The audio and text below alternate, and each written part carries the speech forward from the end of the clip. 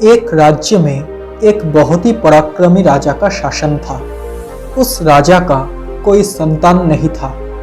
ढलती उम्र के कारण राज्य के भावी उत्तराधिकारी को लेकर वो राजा बहुत चिंतित रहता था। बहुत सारे वैद्य को दिखाने के बाद भी वो राजा संतान सुख से वंचित ही रहा। इसलिए उसने राज्य के ही किसी योग्य नवयुवक को राज्य की बागडोर सौंप देने का निश्चय किया। भावी उत्तराधिकारी के चयन हेतु राजा ने योग्यता परीक्षण का एक आयोजन किया।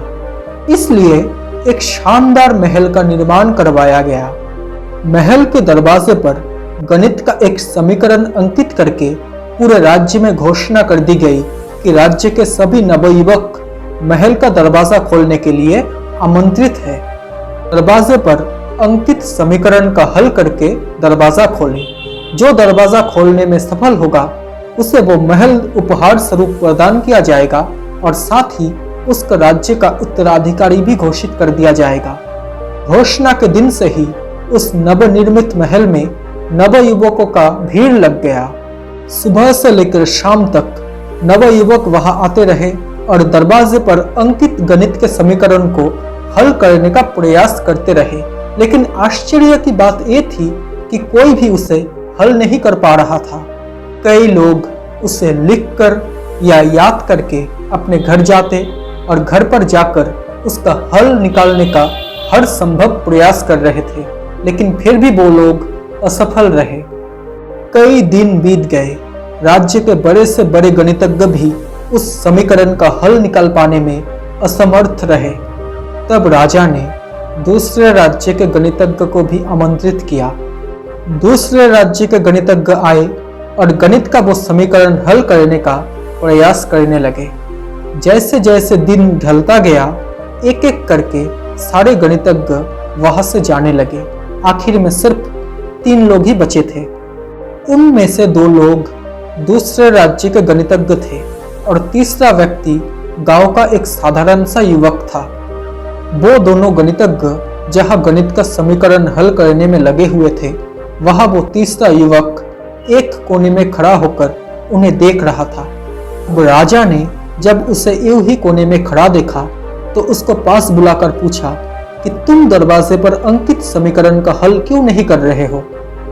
तब वो युवक बोला, महाराज, मैं तो बस यूं ही इन नामी गिरामी गणितज्ञों को देखने आया हूँ। ये अपने राज्य के इतने बड़े गणितज्ञ हैं, इन्हें समीकरण को हल करने दीजिए। अगर इन्होंने हल निकाल लिया तो राज्य के उत्तराधिकारी बन जाएंगे। इससे बड़ी खुशी की बात और क्या होगी? और अगर ये समीकरण हल नहीं कर पाए तब मैं कोशिश करके देखूंगा। इतना कहकर वो युवक एक कोने में बैठकर उन दोनों गणितज्ञों को देखने लगा। इससे में पूरा दिन निकल गया और शाम हो गई, लेकिन वो दोनों गणितज्ञ समीकरण हल नहीं कर पाए। उनके मस्तिष्क में पूरे दिन सिर्फ एक ही प्रश्न घूम रहा था कि आखिर इस समीकरण में ऐसा भी क्या है, एक कैसे हल होगा, महल का ये दरवाजा कैसे खुलेगा। पूरा प्रयास करने के बाद भी वो दोनों समीकरण हल नहीं कर पाए।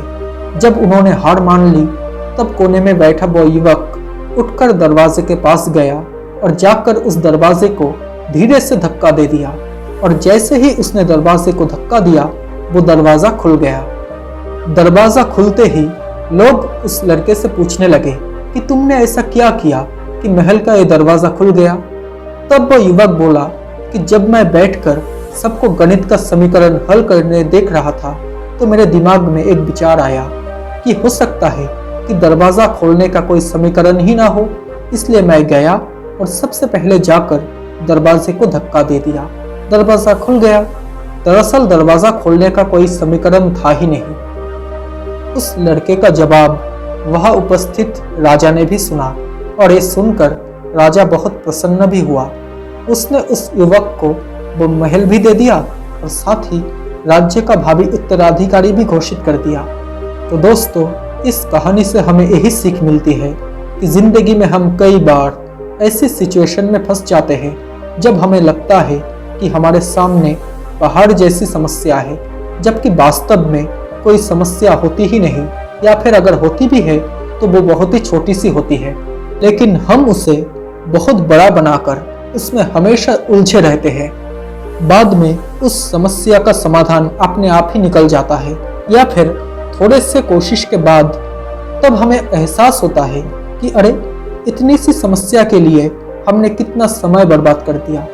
दोस्तों, समस्या आपके सामने आने पर विचलित मत होना, बल्कि शांति से सोचना और फिर उसका समाधान करने का प्रयास करना। दोस्तों, आपको ये कहानी कैसी लगी? अगर अच्छी लगी हो तो प्लीज़ इस वीडियो को एक लाइक कर देना। साथ ही अगर आप मेरे चैनल में नए हो तो प्लीज़ इस चैनल को सब्सक्राइब करके नोटिफिकेशन बेल आइकॉन को ऑन कर लेना, ताकि जब भी मैं ऐसा कोई वीडियो बनाऊँ तो सबसे पहले आप तक नोटिफिकेशन पहुँच जाए। Thank you so much guys for watching this video. Stay happy, stay blessed. Bye.